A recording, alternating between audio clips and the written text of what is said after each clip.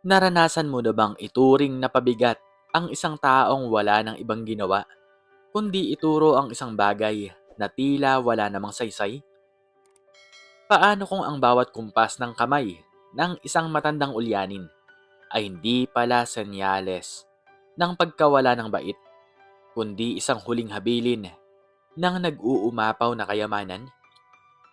Handa ka na bang maniwala sa isang himala na nakabalot sa misteryo ng isang matandang puno? Pero bago natin simulan ang istorya, mga kawanatels, ay baka po pwedeng makalambing sa inyo ng isang like and subscribe para palagi po kayong updated sa mga bago ko pa pong mga uploads. Ang amoy ng luma at mamasa-masang kahoy ay tila nakadikit na sa mga dingding ng lumang bahay ni na Lolo Tasyo. Sa loob ng silid na yon, tanging ang tunog ng sirang bentilador at ang mahinang paghinga ng matanda ang maririnig. Si Lolo Tasyo, sa edad na 87, ay anino na lamang ng dati niyang lakas. Ang kanyang mga mata, bagaman malabo na, ay laging nakapako sa bintana. Partikular na sa higanteng puno ng mangga na nakatayo sa gitna ng kanilang malawak, ngunit napapabayaang bakuran. Doon, Christina. Nandoon siya. Pabulong na wika ni Lolo Tasyo. Ang kanyang nanginginig na daliri ay nakaturo sa labas. Si Christina, ang paboritong apo na nag-iisang nagtsatsagang mag-alaga sa kanya, ay bumuntong hininga habang pinupunasan ang noo ng matanda. Lolo, kain na po muna kayo. Hayaan nyo na po muna yung punong yan. Gabi na po, oh. Hindi mo naiintindihan, apo. Giit ng matanda. Ang boses ay tila galing sa ilalim ng lupa. Ang puno, ang puno, ang buhay ko, nandoon. Pumasok sa silid si Rico, ang nakatatandang kapatid ni Christina, na may dalang baso ng alak. Ano ba yan, Christina? Tigilan mo na yung pakipag-usap sa ulyanin na yan. Wala na sa wisyo si Lolo. Araw-araw na lang. Yang puno na lang na yan ang laging tinuturo. Kung hindi lang dahil sa malas na punong yan, baka naibenta na natin ang lupang to. At nakatira na tayo sa maayos na subdivision. Kuya, huwag ka namang magsalita ng ganyan sa harapan ni Lolo. Saway ni Christina. Bakit? Totoo naman, hindi ba? Singhal ni Rico. Tingnan mo tayo, naghihirap. Ang mga gamot niya, ang pagkain natin, lahat tayo namomroblema tayo dyan. Samantalang yung matanda, itinuturo lang ang puno na wala namang pakinabang. Sa sulok ng silid, nakatayo si Marco, ang kasintahan ni Christina. Si Marco ay isang simpleng lalaki na laging nakasuot ng kupas na t-shirt at pantalon. Siya ang tumutulong kay Christina sa pagbubuhat kay Lolo Tasyo at sa mga gawaing bahay. Tahimik lang siya, ngunit ang kanyang mga mata ay laging may lalim na hindi maaarok ni Christina. Gusto niyo po bang ipagtimpla ko po kayo ng gatas, Lolo Tasyo? Malumanay na tanong ni Marco. Tiningnan siya ni Lolo Tasyo. Pagkatapos ay muling itinuro ang puno. Bantayan mo ang puno, iho. Huwag mong hahayaang makuha nila ang puso nito hanggat hindi pa ako nakakaalis. Napakunot ang noo ni Marco, ngunit tumango siya ng marahan. Opo, Lolo. Ako na po ang bahala. Huwag po kayong mag-alala. Nang makalabas sina Rico at ang asawa nitong si Lorena, naiwan sina Christina at Marco sa beranda.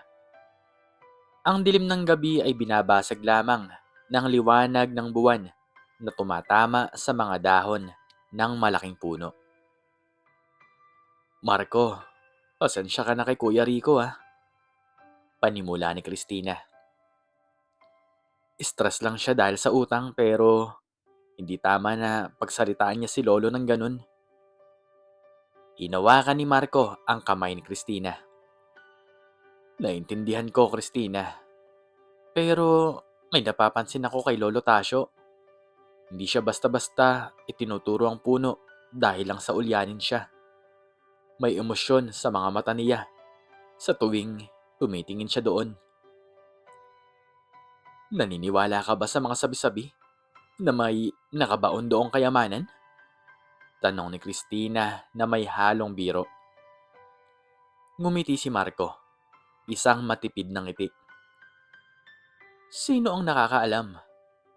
Pero ang mahalaga, alagaan natin siya hanggat kaya natin.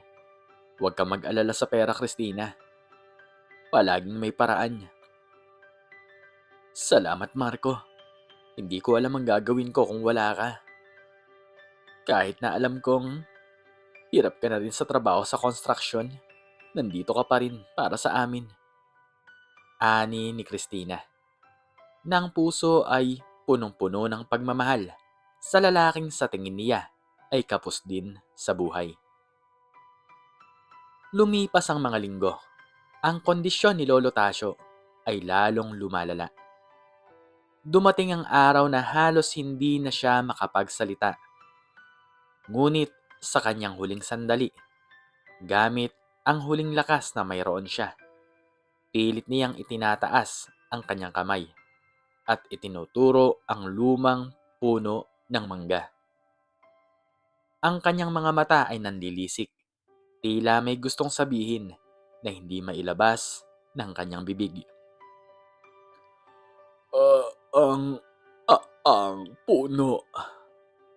Iyon ang huling salitang lumabas sa kanyang mga labi bago siya tuluyang nalagutan ng hininga. Ang burol ay naging matipid at puno ng tensyon. Si Rico ay hindi mapakali. Tila mas inaalala ang pambayad sa punarya kaysa sa pagkawala ng kanilang lolo. Tapos na, ani ni Rico habang tinitingnan ang kabaong. Wala na ang matanda.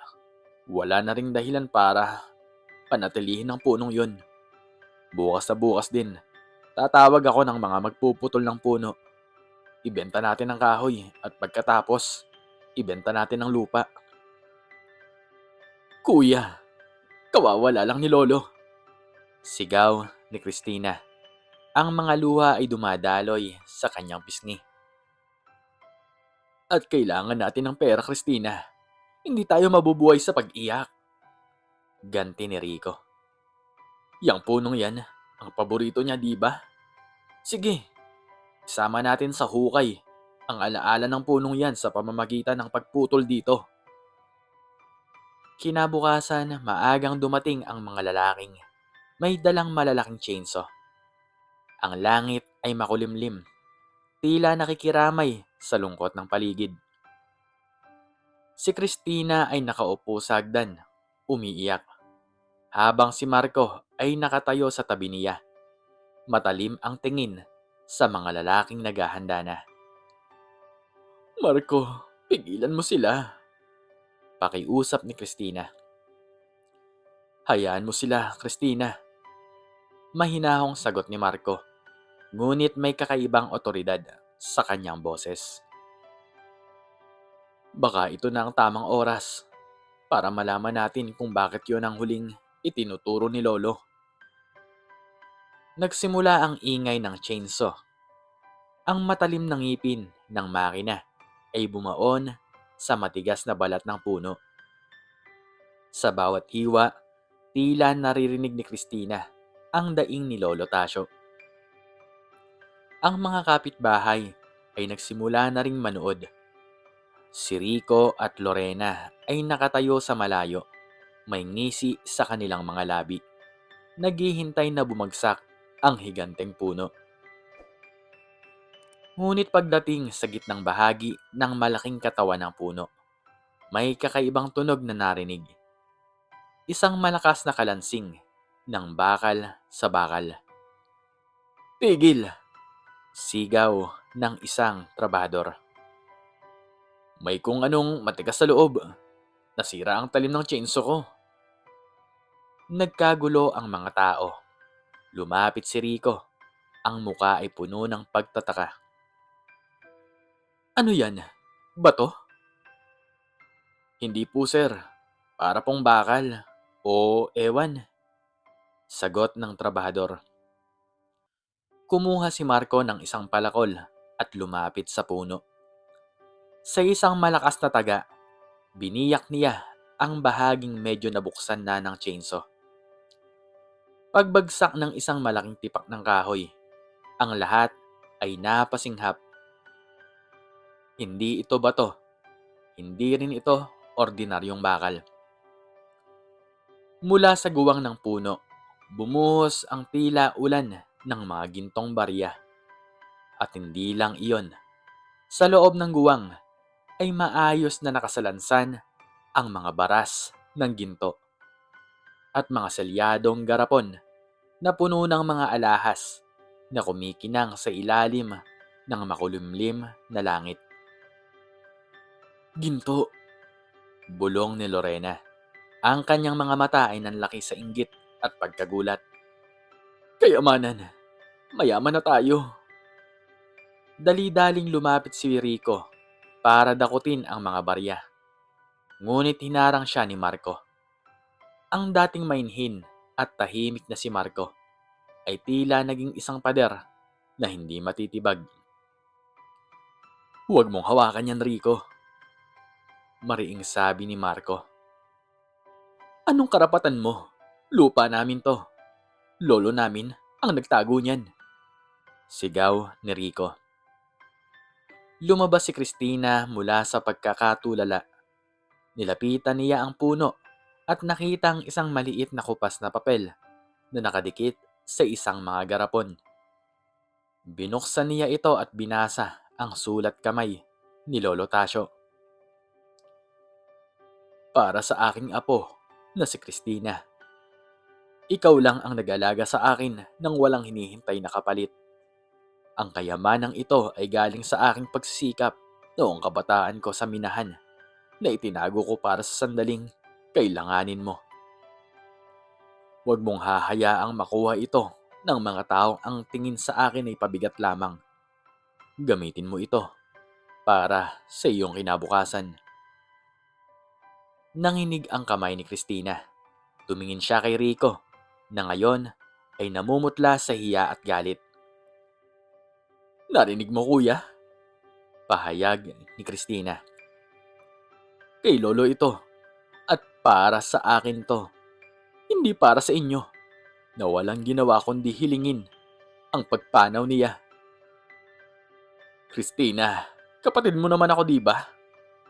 Pagmamakaawa ni Rico, ang tono ay biglang nagbago. Kailangan natin ng pera diba? Bago pa makasagot si Christina, may tatlong itim na luxury SUV ang pumarada sa harap ng kanilang lumang gate. Ang mga kapitbahay ay lalong naguluhan. Sino kaya ang mga ito? Mula sa pinakaunang sasakyan, bumaba ang isang lalaking naka-Amerikana. May hawak na briefcase at may kasamang 4 na lalaking nakabarong na tila mga bodyguards. Lumapit sila ng diretsyo sa kinaroroonan ni Christina. Sir Marco, bati ng lalaking naka-Amerikana habang yumuyuko ng bahagya. Handa na po ang lahat. Ang mga abogado at ang security team ay nasa likuran lamang. Nalaglag ang panga ni Rico. Maging si Christina ay napaatras. Marco, anong ibig sabihin nito? Tumingin si Marco kay Christina. Ang kanyang mga mata ay puno ng pagsisi at pagmamahal. Christina, patawarin mo ako kung hindi ako naging tapat tungkol sa pagkatao ko. Sino ka ba talaga? Tanong ni Christina. Ang kanyang boses ay nanginginig. Ang buong pangalan ko ay Marco. Marco Valderrama. Simula niya. Ang pamilya ko ang nagmamay-ari ng isa sa pinakamalaking konstruksyon at minahan dito sa bansa. Nagpanggap lang akong mahirap dahil gusto kong malaman at mahanap ang taong mamahalin ako hindi dahil sa pera ko, kundi dahil sa kung sino ako. At nahanap ko yun sa iyo, Christina. Napaupo si Rico sa lupa. Ang boyfriend na tinatawag niyang dugyot at pabigat ay isa palang bilyonaryo. Noong una pa lang, alam ko nang may itinatago si Lolo Tasio. Patuloy ni Marco. Hindi dahil sa ulyanin siya, kundi dahil sa nakikita ko ang determinasyon sa kanyang mga mata. Inutusan ko ang mga tauhan ko na imbestigahan ang background ni Lolo. Nalaman kong noong araw, isa siya sa mga pinagkakatiwalaang katiwala ng lolo ko sa minahan. At binigyan siya ng malaking bahagi ng share bilang pasasalamat. Pero pinili niyang mamuhay ng simple at itago ang lahat sa punong ito para sa taong karapat-dapat. Humarap si Marco kay Rico at Lorena.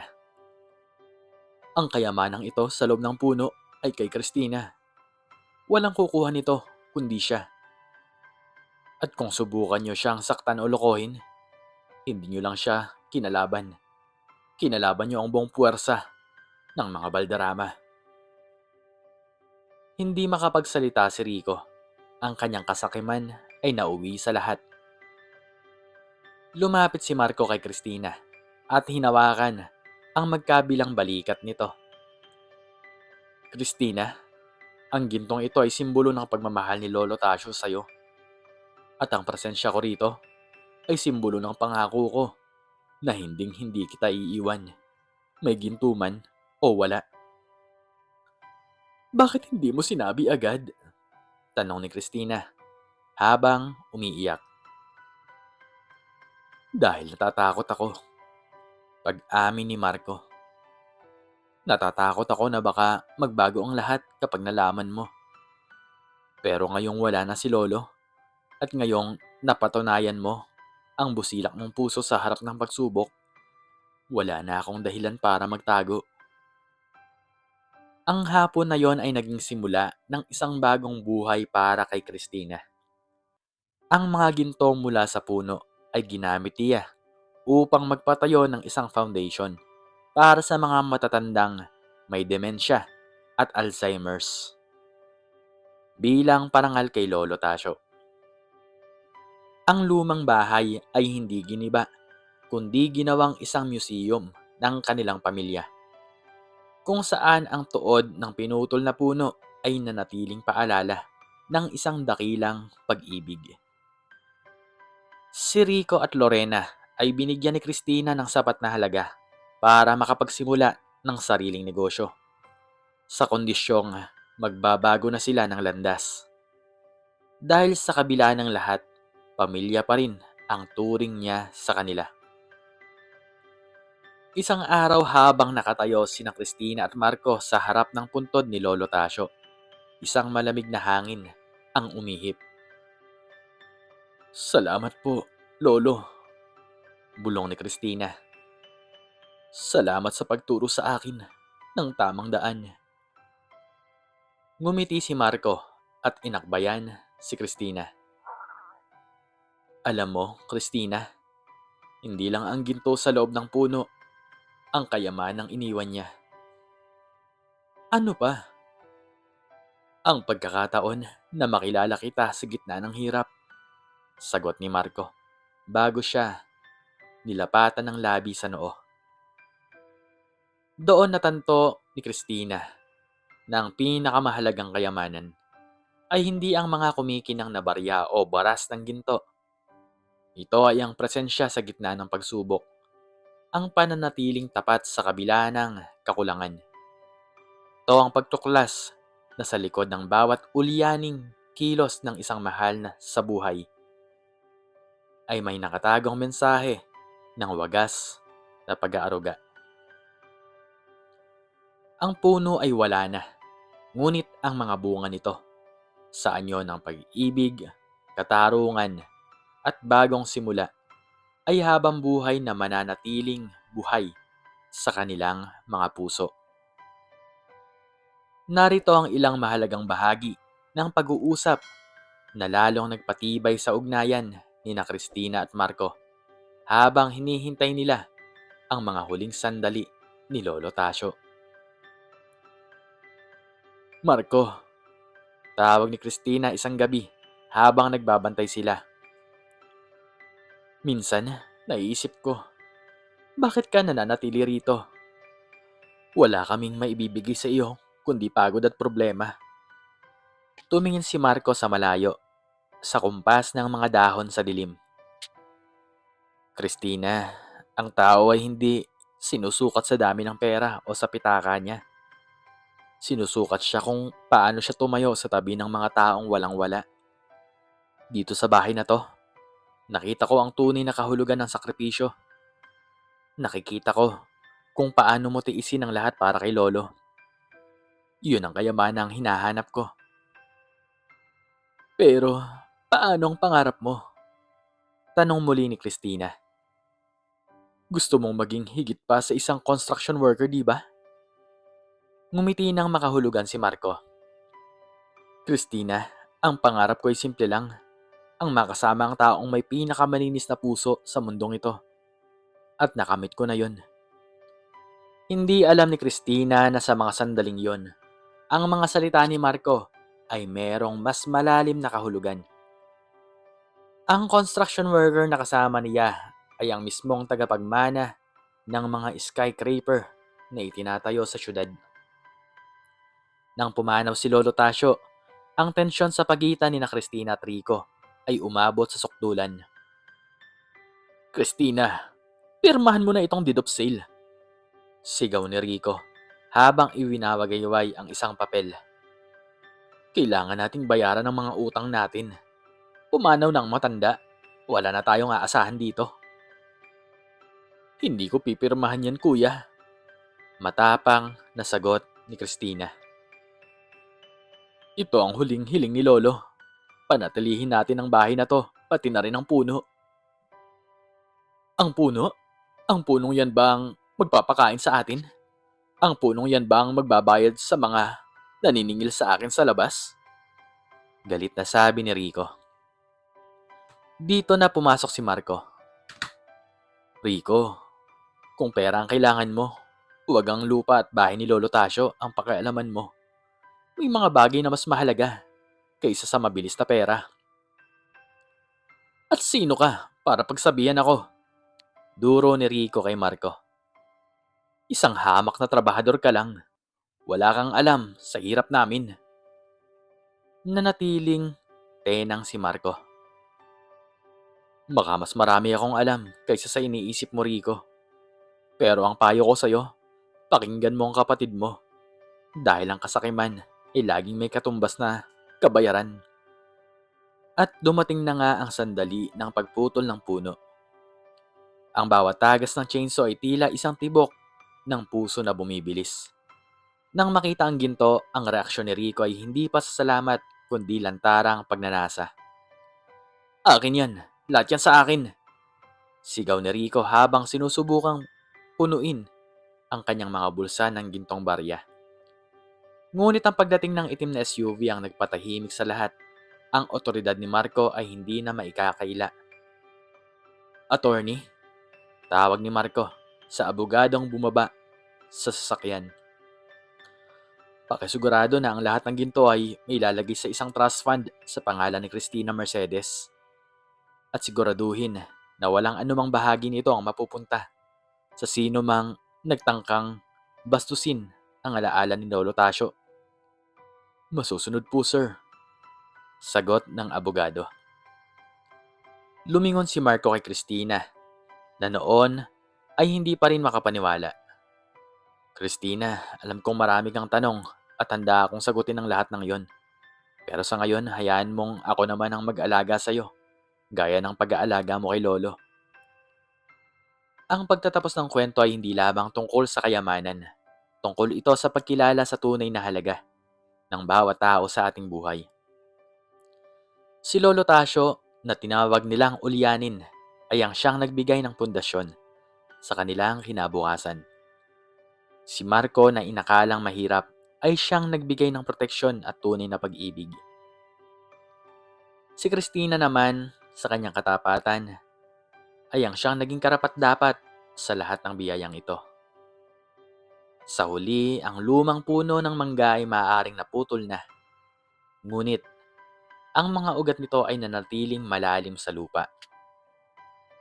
Katulad ng mga aral at pagmamahal na hinding-hindi mabubura ng panahon. Ang ginto ay palumuti lamang. Ang tunay na ningning ay nagmumula sa pusong marunong magpahalaga, sa mga matatanda at marunong magmahal ng walang pag-aalinlangan. At sa bawat pagkakataon na may makikita silang matandang itinuturo ang kawalan, hindi na sila tatawa o magagalit. Sa halip, titingnan nila ito ng may paggalang, dahil alam nila na sa likod ng bawat nanginginig na daliri ay may isang kwentong naghihintay na pakinggan at isang kayamanang naghihintay na matuklasan. Hindi sa anyo ng ginto, kundi sa anyo ng pagkilala at ng pagmamahal. Ang kwento ni Lolo Tasio, Christina at Marco ay isang paalala na ang buhay ay puno ng mga sorpresang hindi natin inaasahan. Minsan, ang mga taong inaakala nating walang silbi ay sila palang may dala ng pinakamalaking pagpapala para sa atin. Huwag tayong mabulag sa kinang ng material na bagay, dahil ang tunay na yaman ay matatagpuan sa katapatan at busilak na puso. Sa mundong puno ng pagkukunwari, ang pagiging totoo at mapagmahal ang tanging susi sa tunay na kaligayahan. Pagpapahalaga sa mga matatanda. Ang ating mga lolo at lola ay imbaka ng karunungan at karanasan. Huwag natin silang ituring na pabigat sa kanilang pagtanda, dahil ang bawat kilos nila ay may pinagmumulan ng pagmamahal para sa kanilang pamilya. Ang tunay na pag-ibig ay hindi material. Ang pagpapanggap ni Marco ay nagpapatunay na ang tunay na pag-ibig ay hindi nakadepende sa katayuan ng buhay. Ang pag-ibig na nakabase sa kung sino ang tao at hindi sa kung ano ang mayroon siya ay siyang nagtatagal. Ang kasakiman ay walang nararating. Ang pag-uugali ni Rico ay nagpapakita ng paghahangad ng mabilis na yaman nang walang pagtatrabaho o pagmamalasakit sa kapwa ay nauuwi lamang sa kahihiyan at pagkawala ng respeto, katapatan at ganit. Ang mga pagpapala ay dumarating sa mga taong marunong maghintay at may malinis na intensyon. Si Christina ay biniyaan, hindi dahil hiniling niya ang ginto, kundi dahil naging tapat siya sa kanyang tungkulin bilang apo. Ikaw, Kahuana Tels, ano po ang natutunan nyo sa istoryang ito? Makiki-comment naman po sa baba kung ano ang inyong natutunan. At hanggang dito na lamang po nagtatapos ang aking storya. At sana po ay nagustuhan nyo to. Please like, share, subscribe, and click the notification bell para palagi po kayong updated sa mga bago ko pa pong uploads. Muli ay maraming salamat po, at God bless us all.